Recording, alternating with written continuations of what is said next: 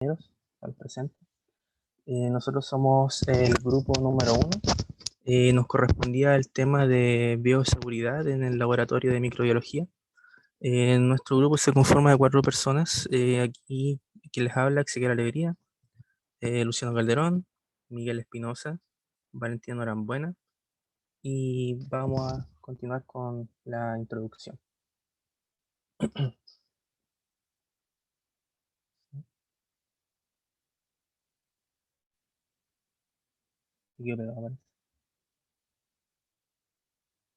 Exe, te toca a ti la introducción.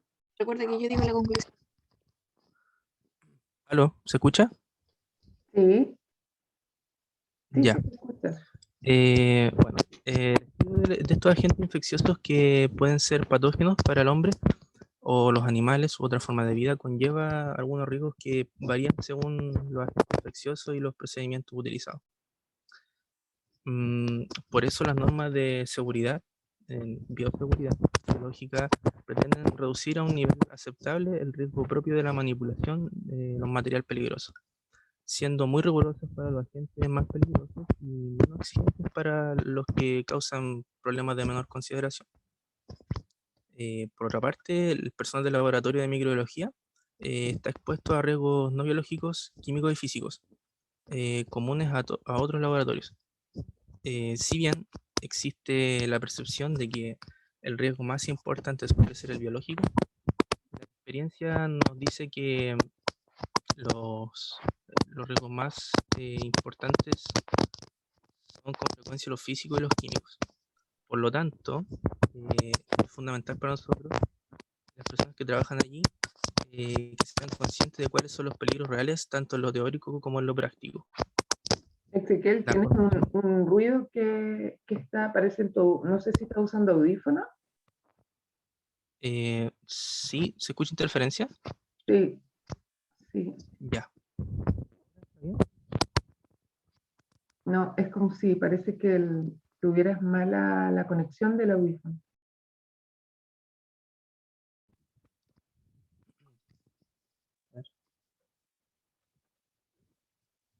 ¿Se escucha ahora, profesor? Sí. Okay.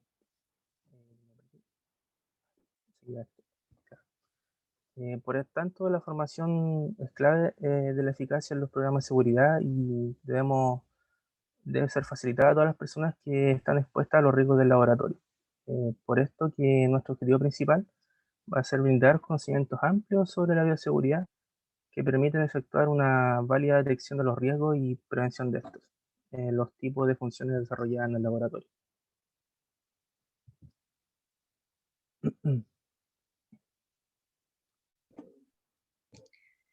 Profesora, no sé si se está cambiando las diapositivas. No, no se están cambiando. Yo pensé que Ya. todavía estaba en la introducción. No, Sí, es que yo la estoy cambiando, pero no sé por qué no pueden verla. Deja de compartir y comparte de nuevo. Ya.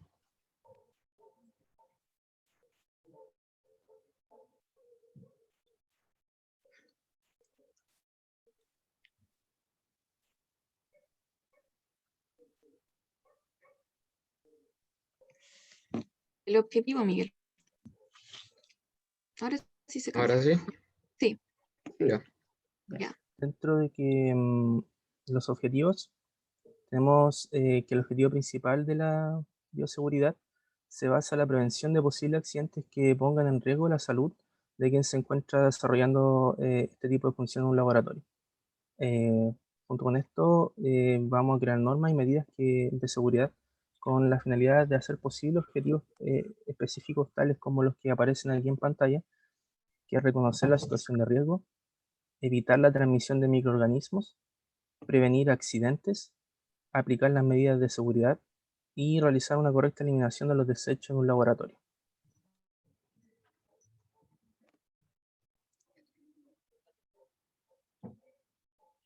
Cambio.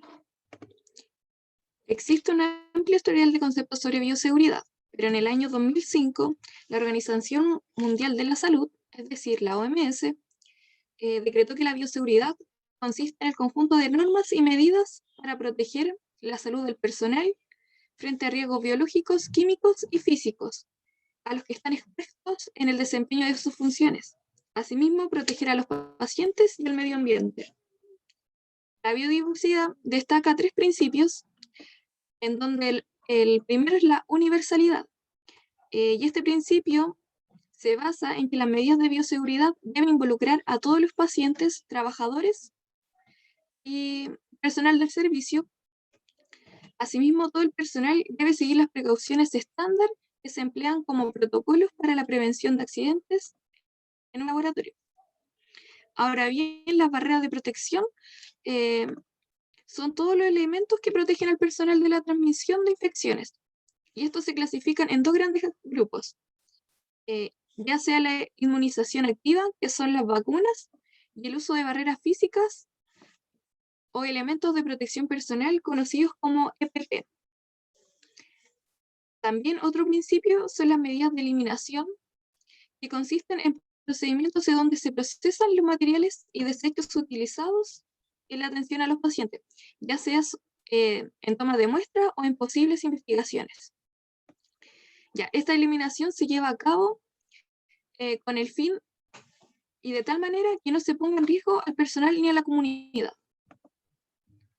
Cuando hablamos de autocuidado en el laboratorio, nos referimos a las prácticas cotidianas y a las decisiones que toma el personal que realiza el trabajo con el fin de que no se exponga su salud, y para ello deben cumplir con las normas de bioseguridad y realizar un uso adecuado de los equipos y elementos que se proveen para su protección.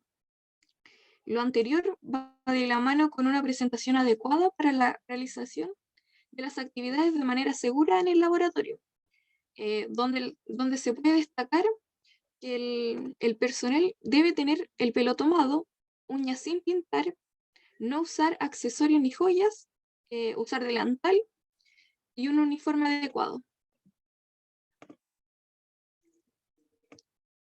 Ahora bien, cuando hablamos de la importancia de la bioseguridad, nuevamente la OMS señala que la actividad laboral debe estar sujeta a un conjunto de pautas y normas que garanticen la salud del trabajador o de quien realice funciones en el interior de un laboratorio, por lo que se torna fundamental llevar a cabo un ambiente de bioseguridad que garantice o mantenga el estado de salud del personal, de los pacientes y el ambiente en sí.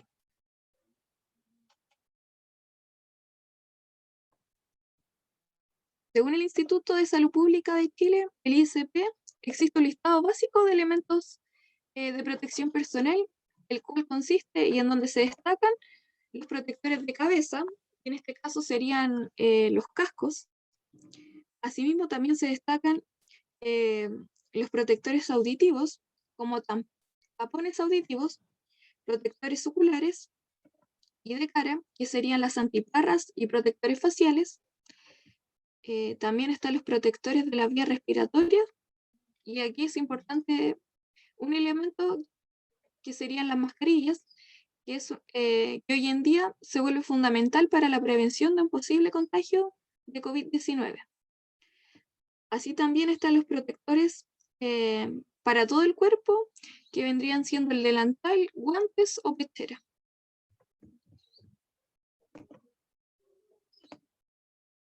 Las normas de bioseguridad son un concepto amplio que implican una serie de medidas orientadas a proteger al personal que trabaja en el laboratorio, los cuales pueden ser afectados como resultado del desarrollo de una actividad. En este caso, destacamos las normas más importantes de bioseguridad, que vendría siendo llevar puesta la bata de laboratorio en todo momento, cerrada, limpiar y desinfectar las superficies de trabajo, lavar las manos con agua y jabón, tener un calzado apropiado, no comer, beber, fumar ni almacenar comida en el laboratorio, tener cuidado con el alcohol cuando se manipula el mechero, para evitar una posible inflamación. Asimismo, otra de las normas son estar rigurosamente prohibido pipetear con la boca, ya que se pueden consumir algún reactivo tóxico. realizar solamente aquellas actividades indicadas por el profesor, reducir al mínimo la formación de aerosoles para evitar alguna intoxicación y extremar las precauciones cuando se utilizan agujas y jeringas. Esto porque a través de los elementos cortopunzantes se pueden transmitir diferentes microorganismos que pueden provocar enfermedades.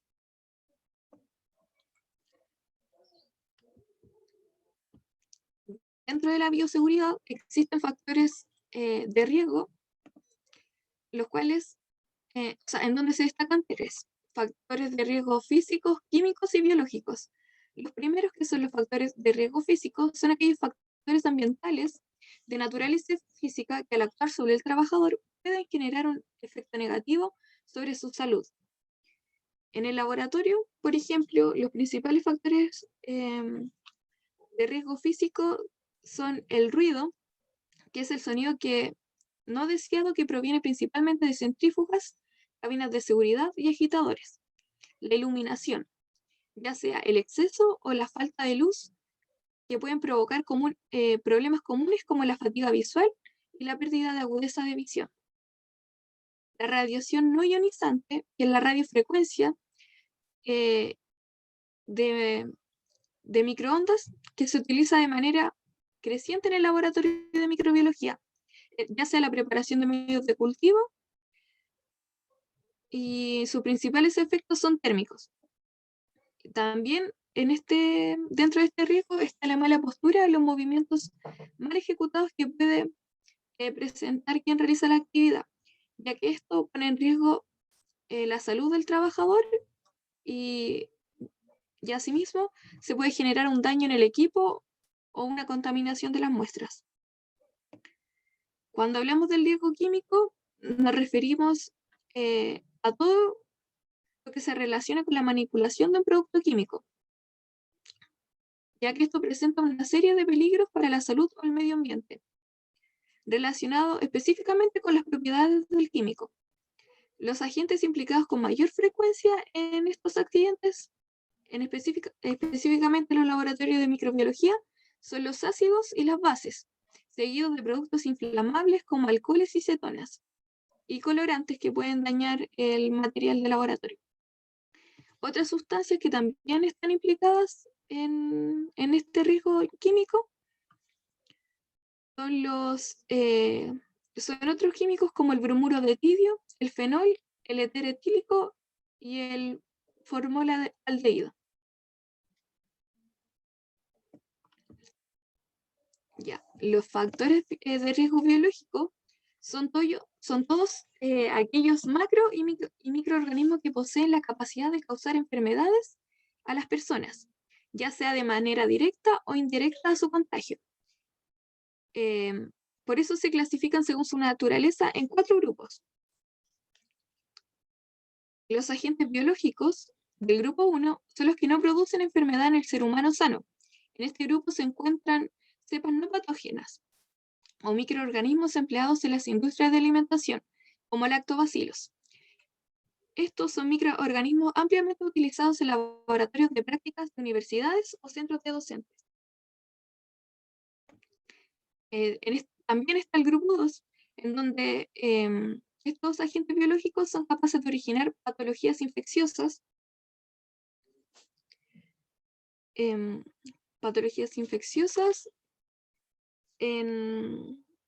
infecciosas humanas de gravedad moderada o limitada.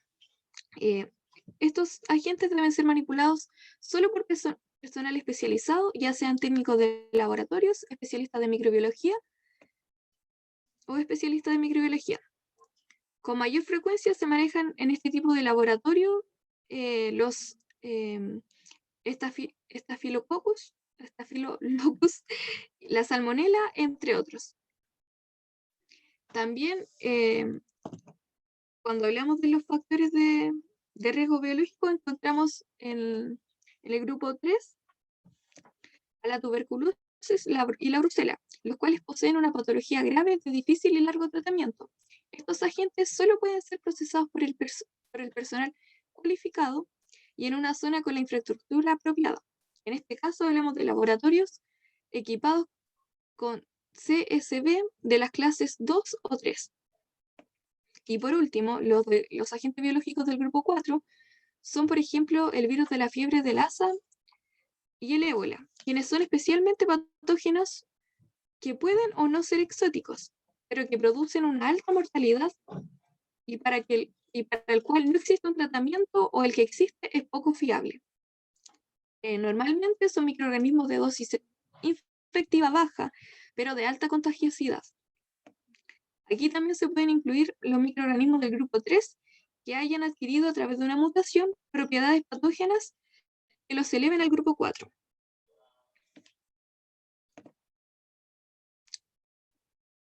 Esta tabla está extraída del sitio Bioslab, que es una página encargada de diferentes investigaciones científicas, y su importancia radica en que es una tabla actualizada que clasifica diferentes microorganismos según su riesgo, dentro de los cuales vamos a destacar 3 microorganismos. Por ejemplo, en el grupo 1 podemos encontrar al virus del mosaico del tabaco.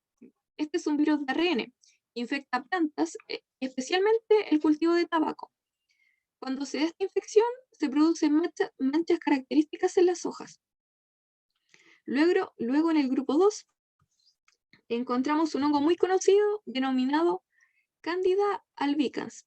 Este hongo es diploide, en forma de levadura, que se comporta como un patógeno oportunista, ya que es un organismo comensal que forma parte de la microbiota normal de los tractos respiratorios, gastrointestinal y genitourinario, y es capaz de causar grandes daños sistemáticos e infecciones en el individuo. Asimismo, en esta tabla también encontramos en el grupo 2 como virus al coronavirus, una familia de virus de ARN con envoltura con más de 12 patógenos específicos en mamíferos y aves. Estos son causantes de diferentes enfermedades que van desde un resfriado común hasta enfermedades más graves como la insuficiencia respiratoria aguda. Destacar que el coronavirus, específicamente el COVID-19, es una cepa de la familia de coronavirus que no se había identificado previamente en humanos, pero que hoy es el causante de una pandemia mundial. Posteriormente, los niveles de bioseguridad, destacan 4. Y aquí se indica el primero, donde está presente en aquellos laboratorios que sirven para la educación y capacitación universitaria, ¿ya? Y una cepa definida y caracterizada. Estos microorganismos no causan enfermedad aún.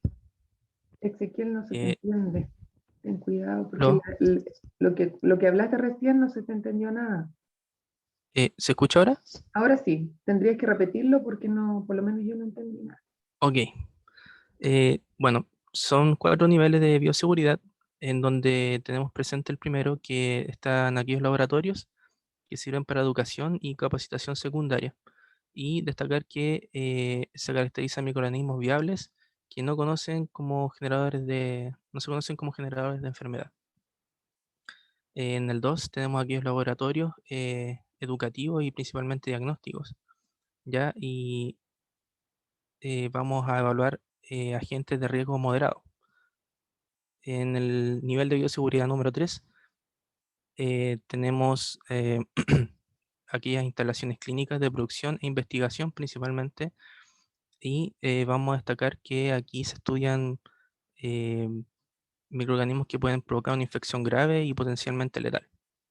En los niveles de bioseguridad número 4 encontramos aquellos agentes peligrosos o tóxicos que presentan un alto riesgo individual de enfermedades que ponen en peligro la vida de las personas. Eh, Dentro de lo que es la prevención y control, se muestran las principales medidas de prevención y control dentro del laboratorio. Aquí vemos las prácticas microbiológicas. Bueno, aquí destacar que corresponden las prácticas microbiológicas son manipuladas por una persona que está capacitada para esto, y a simple vista pueden parecer fáciles, como en el caso de los pipeteos y el manejo del material cortopunzante, pero poseen también un riesgo de accidente. Aquí claramente podemos ver la correcta técnica de siembra bacteriana en una placa de Petri. Luego tenemos barreras primarias, las que incluyen los equipos de protección individual. Estos son la ropa y el equipo, ya mencionados con anterioridad, con el objetivo de minimizar el riesgo de exposición a aerosoles. Posteriormente tenemos las cabinas de seguridad, las que pueden ser de 3 tipos. La cabina clase 1, la que da protección al trabajador y al medio ambiente, pero no al producto. La cabina clase 2, tenemos que esta es la que proporciona protección al trabajador, al medio ambiente, además al producto, gracias a la filtración EPA. La cabina número 3 es la que da protección contra microorganismos altamente infecciosos y permite realizar operaciones de alto riesgo. Cambia la diapositiva. Luego tenemos las campanas de gases. Estas se usan cuando hay menor concentración de toxicidad, pero este tipo de campanas no son útiles para la protección de riesgos biológicos. Finalmente tenemos las barreras secundarias, las que dan protección tanto al personal del laboratorio como los que son de afuera del mismo. Esta barrera se basa en el diseño, la señalización y las medidas de contención. Por eso es que puse un dibujo de un laboratorio de bioseguridad nivel 1. Dentro de las prácticas seguras, aquí en esta diapositiva se mencionan algunas de las prácticas de laboratorio más importantes. Por ejemplo, eliminar los desechos biológicos y material contaminado en los recipientes correspondientes. También es importante destacar el material sucio, descartar, perdón, material sucio en los lugares correspondientes. Y finalmente asegurar un buen cierre del paso de gas cuando se trabaje con mecheros. Siguiente diapositiva. Dentro de las medidas en el caso de emergencia, mencionamos los pasos esenciales que debemos seguir frente a situaciones de emergencia. Por ejemplo, aquí destacamos el derrame del material biológico sobre el cuerpo. ¿Qué hacemos sobre esto? Primero deberíamos remover la ropa, eh, lavarla vigorosamente con agua y jabón y reportar el incidente al profesor. Y si es más grave, buscar atención médica. La ropa contaminada claramente debe ser colocada en una solución desinfectante antes de ser lavada. Posteriormente tenemos las salpicaduras en los ojos con materiales biopeligrosos, eh, donde debemos lavar inmediatamente los ojos con abundante agua, aproximadamente 15 minutos, abrir los ojos para asegurar efectivamente el lavado y comenzando por los párpados. Y finalmente reportar el incidente al profesor. Bueno, y la ayuda médica se buscará de inmediato cuando hay cortaduras menores, heridas por pinchazo y derrames. Siguiente diapositiva. Dentro de lo que corresponde al uso de equipo de laboratorio, destacamos que todos los equipos y aparatos de laboratorio deben ser ocupados de forma correcta y apropiada. Deben seguir un óptimo desarrollo de las actividades para que cumplan las normas generales. Y aquí tenemos algunas recomendaciones especiales. Por ejemplo, en el caso de la centrífuga, donde es necesario procurar que los tubos estén bien cerrados, porque puede haber salida de aerosoles, lo que es peligroso, y más aún cuando se centrifuga material potencialmente infeccioso. Después tenemos los autoclaves, donde es necesario que los recipientes de muestras sean factibles a la entrada del calor, así como también procurar no introducir sustancias que tengan alcohol o fenol. Y las estufas de cultivo, donde debemos tener cuidado al colocar la temperatura indicada para estos procedimientos. También tenemos la limpieza de esto y la desinfección periódica, que es muy importante para su correcto funcionamiento. Siguiente diapositiva. Dentro de los contenedores de desecho, a continuación se detalla que los desechos biológicos aquí se ven de color rojo y los residuos químicos color amarillo. Para agregar, los contenedores pueden ser metálicos o de polietileno de alta densidad. Es un tipo de plástico. Dentro de la eliminación de los desechos, cabe destacar que en cuanto al transporte fuera del laboratorio, de contención, las muestras del grupo del riesgo 2 y superior se deberían realizar. El sistema de triple embalaje debe contener señalética debida también.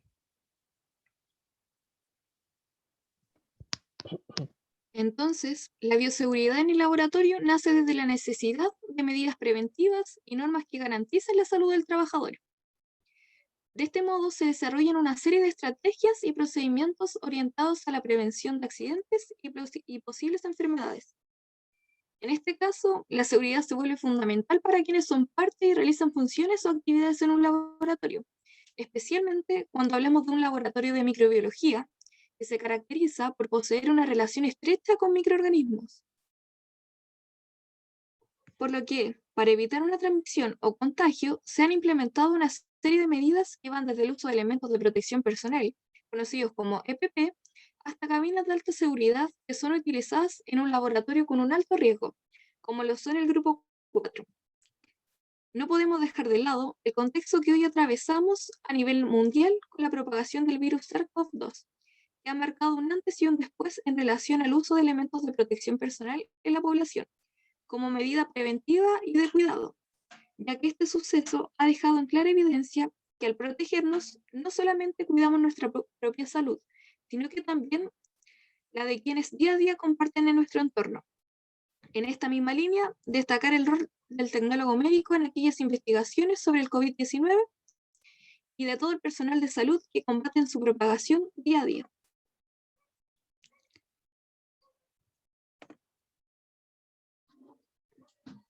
Para finalizar, hay un cuestionario con 4 preguntas, por si alguien las quiere responder. Muchas gracias, chiquillos. Estuvo bien claro la presentación, los conceptos. Con respecto a estas preguntas van a quedar como una autoevaluación, yo les comentaba, que se entiende por bioseguridad, qué es un factor de riesgo, qué medidas de prevención y control tenemos y qué medidas tenemos en caso de emergencia.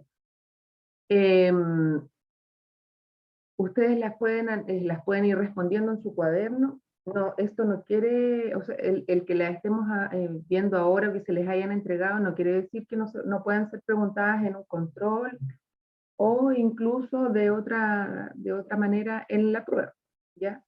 Por eso la idea es que se hagan una autoevaluación, que ustedes mismos la respondan, que es como dice ahí, como un cuestionario, ¿ya? Si alguien tiene alguna consulta que hacer con respecto a la presentación, realícela, háganla ahora, ¿ya? Porque esta es la instancia para que puedan resolver sus dudas. Pregunten nomás, chiquillos, si tienen alguna duda que les De hecho, pareció la presentación. las consultas que ustedes hagan no van a influir en la evaluación. Así que resuelvan sus dudas ahora.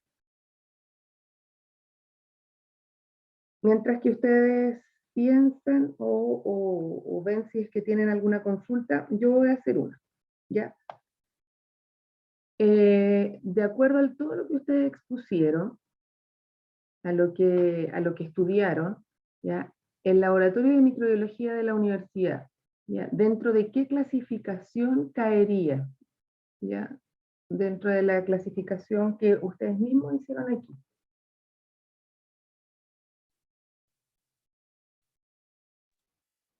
Nivel de bioseguridad número 1, profesor. Un nivel de bioseguridad número 1. ¿Y cómo se hace la clasificación de los laboratorios?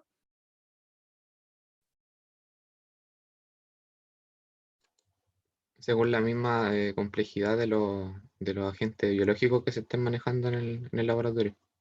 Ya. Y la infraestructura que posea también el laboratorio. Entonces, ¿por qué ustedes creen que está clasificado dentro del nivel 1? Porque son los que se utilizan como, o sea, para enseñar. Laboratorios de docencia.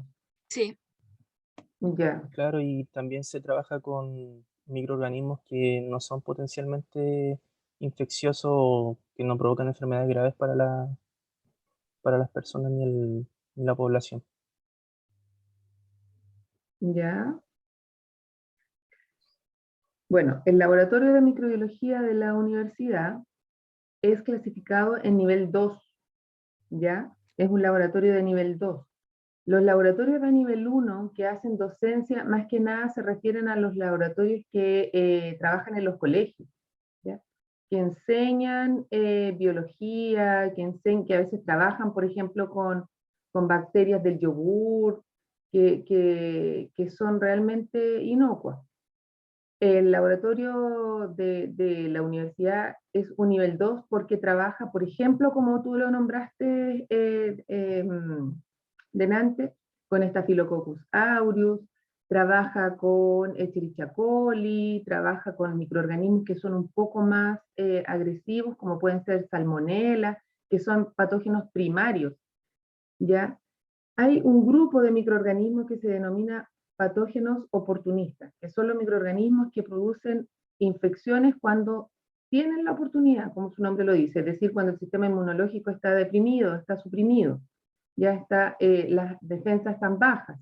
Entonces ellos pueden ser parte de la microbiota de la persona, convivir con ella mucho tiempo, pero cuando encuentran la oportunidad, una cirugía, una injuria, lo que sea, ellos provocan un cuadro infeccioso. Pero además, en la universidad nosotros trabajamos con microorganismos primarios, como les dije, ¿ya? Que son bacterias que cuando entran en contacto con el cuerpo o son adquiridas, sí o sí provocan cuadros infecciosos, como por ejemplo Salmonella. Por eso es importante que ustedes sepan y adquieran bien los conocimientos sobre la bioseguridad y el trabajo de laboratorio, porque cuando tengan la oportunidad de trabajar con los microorganismos en microclínica, ¿ya? Van a estar en contacto y van a manipular estos microorganismos, como ya les decía, Salmonella, Shigella, Yersinia, incluso van a trabajar con vidrios, ¿ya? Con Vibrio cólera, Vibrio paremolíticus, que son microorganismos que producen cuadros infecciosos independientes del estado inmunitario, ¿ya? Entonces, si ustedes van al laboratorio y llegan porque la profesora no me está mirando, me voy a poner un chicle en la boca y voy a masticar chicle, eso es un factor de riesgo porque ustedes van a estar generando aerosoles y si van a estar masticando chicle o van a estar conversando ahí de manera descuidada, lo más probable es que adquieran un cuadro infeccioso. Entonces, el comportamiento en el laboratorio es súper importante, ¿ya? Y como les decía, el laboratorio está clasificado como un laboratorio de nivel 2, ¿ya? Porque trabajan con microorganismos que potencialmente pudiesen provocar cuadros infecciosos. Recuerden que también ustedes en el laboratorio trabajan con hongos, ¿ya? Trabajan con Candida albicans, como ustedes también la nombraron, que es un hongo oportunista. Trabajan con Aspergillus, Aspergillus fumigatus, Aspergillus flavus, que son microorganismos que andan en el ambiente, pero que también se comportan como patógenos oportunistas, ¿ya? Entonces generan una cantidad de esporas que finalmente nosotros las vamos inhalando. Pero eso debiera ser algo mínimo. Si no nos comportamos, si no tenemos en cuenta todos los elementos de protección personal que se deben usar y el comportamiento dentro del laboratorio, pudiésemos adquirir una infección, un cuadro infeccioso. ¿Ya? Sí, profesor. Ahí hay una duda de una compañera. Dice que el COVID-19, ¿dentro de qué grupo de riesgo se clasificaba? Ustedes lo nombraron. En realidad nombramos en la tabla que se presentaba, que era de la página Bioslab, se mostraba el coronavirus, pero no especificaba en el COVID-19. Pero según lo que se sabe de COVID-19, yo creo que pertenece al grupo de riesgo 4 porque tiene la característica de ser ampliamente contagioso, o sea, de una facilidad. Y por algo igual estamos en una pandemia. Y aparte que también tiene la característica de que no hay un tratamiento seguro o el que se está utilizando no es tan viable hasta ahora. Y recién estamos con el tema de las vacunas. A pesar de que la tabla se presentaba como tipo 2 de nivel de bioseguridad. Es que varía demasiado porque, como decíamos, el coronavirus es un agente infeccioso que puede presentar diferentes tipos de enfermedades, desde un simple resfriado hasta un problema respiratorio. Además que, claro, como tú bien lo dices, el coronavirus existe desde mucho tiempo y ha provocado otros cuadros infecciosos, provoca otros cuadros infecciosos, pero esta variante, ya esta cepa, entonces tiene otras características. Y eso lo deben clasificar en un grupo de riesgo, yo creo que 3 o 4, como dices tú. No estoy segura, no me he informado sobre la clasificación de riesgo del COVID-19, pero debe haber aumentado por el nivel de transmisibilidad que tiene. ¿Verdad? Que eso es una de las, eso también les iba a preguntar, ¿cuáles son entonces las características o lo que se considera para clasificar a un microorganismo en un grupo de riesgo?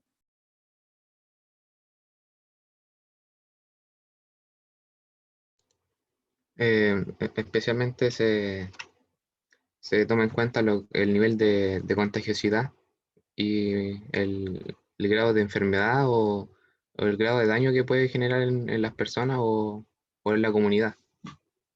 Claro. Y si existe tratamiento o no también. Claro. ¿Acaso Y, el tratamiento que hay es realmente efectivo y altamente manipulado o ejecutado? sí. Con respecto a los elementos de protección personal, a la manera en que ustedes debieran llegar al laboratorio, ¿qué consideraciones debiéramos tener? ¿Qué debiéramos, cómo en el fondo debiéramos presentarnos al laboratorio? ¿Con qué elemento de protección personal? ¿Qué tipo de ropa? Al principio, o sea, antes era común que las personas que tuvieran el pelo largo llevaran un moño, un tomate, para evitar algún tipo de derrame.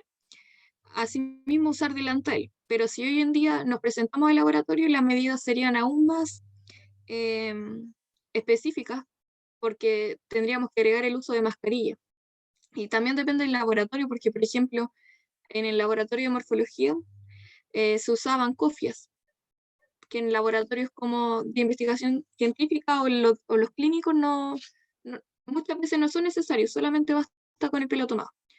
Y también los guantes en caso de reactivos que puedan provocar algún daño en la piel, y siempre con una vestimenta apropiada. En este sentido hablamos de zapatos y pantalones, eh, o sea, ojalá pantalones, y no faldas o short.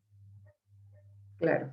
Al laboratorio entonces no pueden ir con sandalias, sobre todo cuando vamos en tiempos de calor, no se puede ir con sandalias, no se puede ir con pantalón corto, ya se debe ir con pantalón largo y zapatos cerrados. Con respecto al delantal, ¿qué consideraciones tiene que tener? Este debe cubrir las mangas, o sea, hasta la punta de las manos prácticamente casi, pero y llegar bajo el abdomen para cubrir de derrames posibles de reactivos dentro del laboratorio. Claro, eso es importante y se los digo porque cuando llegan al laboratorio, muchas veces llegan con delantal que tiene manga corta, ¿ya? Y no se puede ir al laboratorio con delantal manga corta. Tiene que ser un delantal que cubra hasta el puño. Y idealmente el delantal debiera llegar, si no es a la rodilla o un poco más arriba de la rodilla. Ya nosotros igual tenemos la costumbre de utilizar estas batas que son un poco más cortas, pero idealmente debiera ser un delantal largo que cubra el máximo posible, ¿ya? Hablando del autoclave, ustedes también lo mencionaron y dijeron que el riesgo del autoclave era que había que fijarse bien en los materiales que introducir dentro de él porque se podían derretir o que no fueran apropiados. ¿Qué otros riesgos tiene el autoclave? Que es un elemento que nosotros usamos diariamente en microbiología. Todos los días el autoclave se pone y se carga unas 2 o 3 o más veces en el día.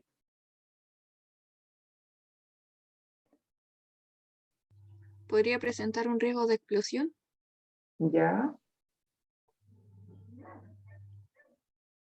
¿O de quemadura por contacto con el mismo vapor que genera? Claro.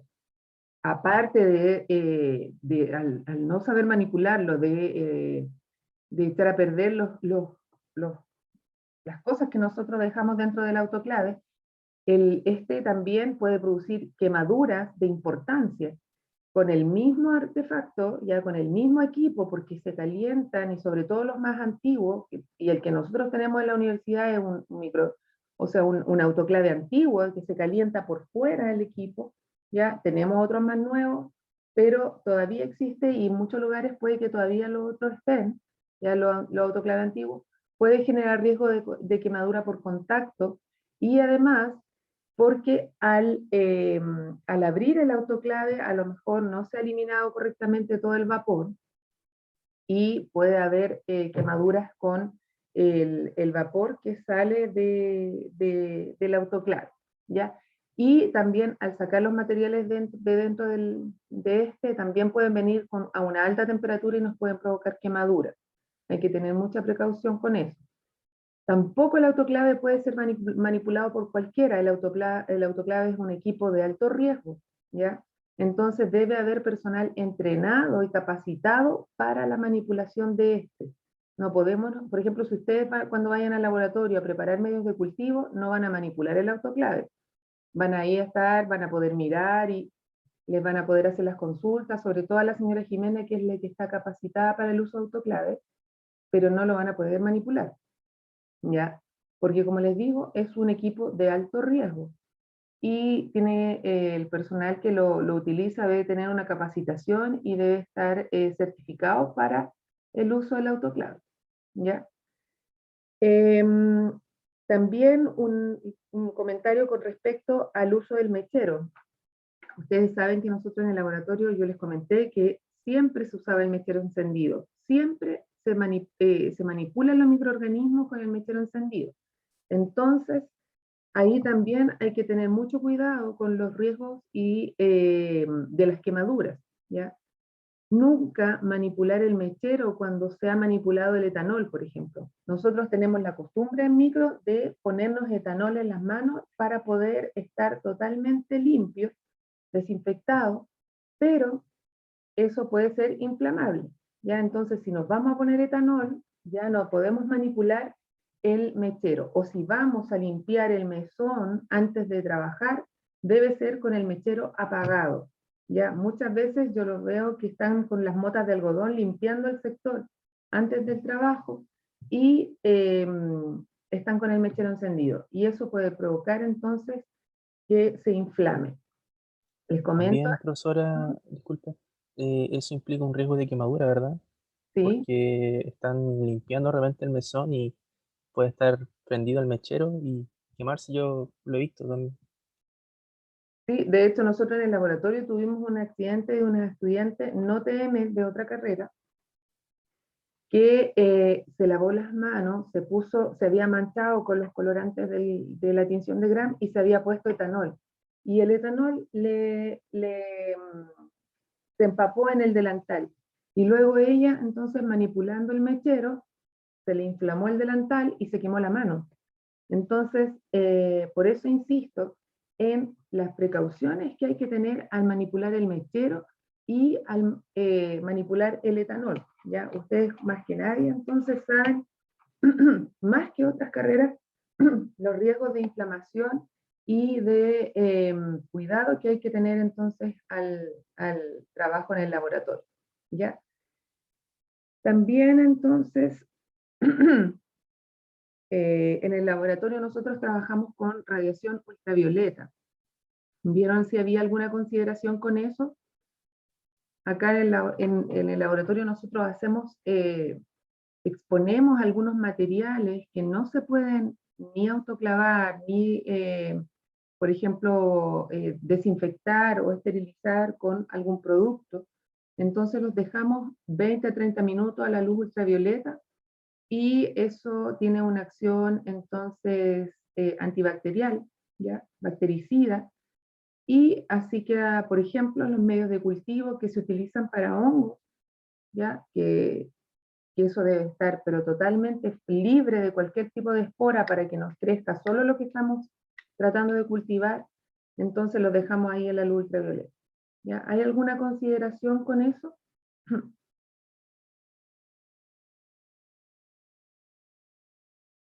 ¿Leyeron algo de eso o no?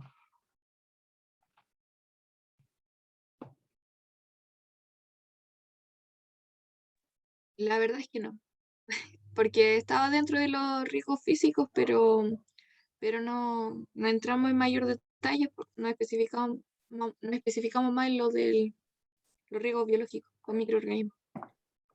Supongo que la persona que lleva a cabo la actividad se tiene que proteger, ya usando como eh, un traje adecuado, el que realice la actividad. Claro, hay que tener medidas de protección, ya las medidas de protección personal. Muchas veces estas cabinas están dentro de un cuarto cerrado, ya uno baja, o incluso la cabina que está en el laboratorio tiene un vidrio de seguridad, ¿ya? Entonces la luz de ultravioleta no se enciende si el vidrio está abierto, tiene que estar bajo.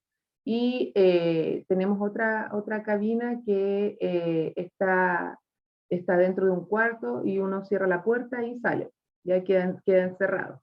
No debe estar uno expuesto a la luz ultravioleta por mucho tiempo. Ya pues chiquillos, no sé si hay más consultas de los otros compañeros, ya estamos en la hora.